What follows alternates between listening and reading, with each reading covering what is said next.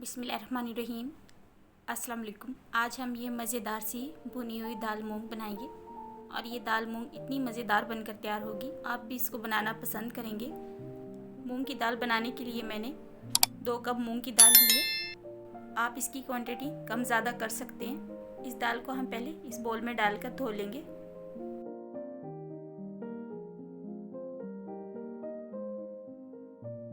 दाल को हमने अच्छे से धो लिया था। पैन में हम इस दाल को डाल देंगे और इसी पानी के अंदर हम इस दाल को बॉईल कर लेंगे।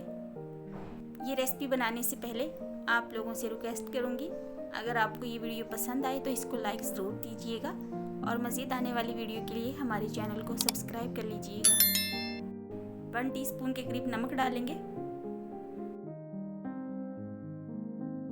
अच्छा सा कलर आने के लिए इसमें हम 1/4 टीस्पून हल्दी डाल देंगे।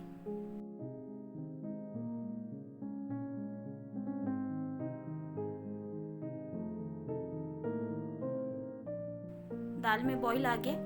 अब इसके ऊपर से जितने भी ये झागे ये हम निकाल लेंगे और ये दाल बहुत कम टाइम में गलकर तैयार हो जाती है। इस दाल को हमने तकरीबन 10 मिनट तक के लिए पका लिया था। ये अच्छे से गल गई है। अब इसका जो पानी है वो हम छान लेंगे। दाल का पानी हमने छान लिया था। आप देख सकते हैं दाल जो थी हमारी अच्छे से गल गई है। अब इस दाल के लिए हम मसाला बना लेंगे। कढ़ाई में मैंने 1 कप के करीब ऑयल डाला है। अब इसमें हम कुटा हुआ सा लहसुन डाल देंगे, 1 टेबलस्पून।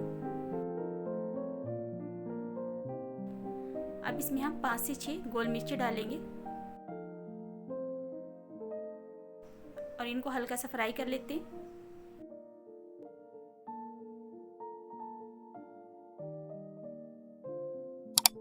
अब इसमें लंबाई में कटे हुए अदरक डाल देंगे। 1 बारीक कटी हुई हरी मिर्च डाल देंगे। इससे जो दाल का टेस्ट है वो बहुत अच्छा आएगा।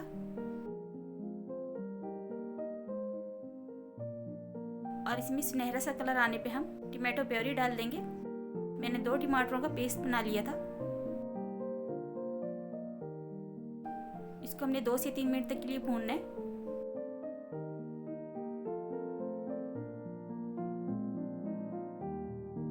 टमाटर डालने के बाद इसको हमने भून लिया था।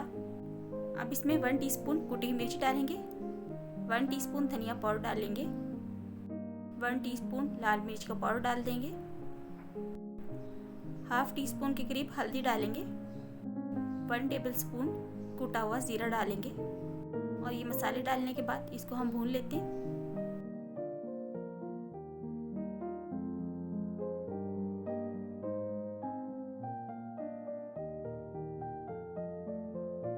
मसाले को हमने अच्छे से भून लिया है। मसाला भूनने पे हम आधा कप दही डाल देंगे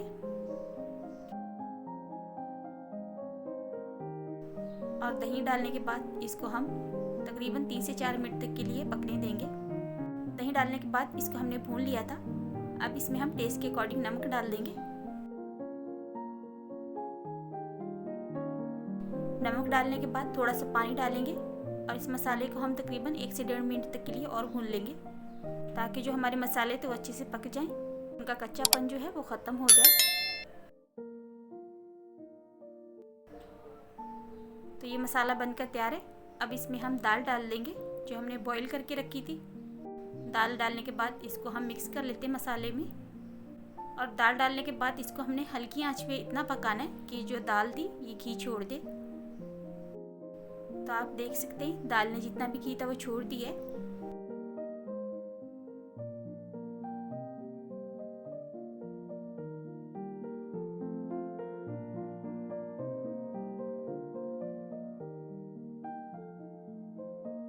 तो ये दाल बनकर तैयार है। ऊपर से हम बारीक कटा हुआ हरा धनिया डालेंगे, लंबाई में कटी हुई अदरक डालेंगे और उसके बाद बारीक कटी हुई हरी मिर्च डाल देंगे और सर्व करने के लिए हमारी मज़ेदार सी दाल बनकर तैयार है। आप भी इस दाल को इस तरह से ज़रूर पकाइएगा तो आपकी दाल भी बहुत मज़ेदार बनेगी। ये थी आज की हमारी आसान और मज़ेदार सी रेसिपी। इसके साथ ही इजाज़त चाहूँगी। अल्लाह हाफिज़।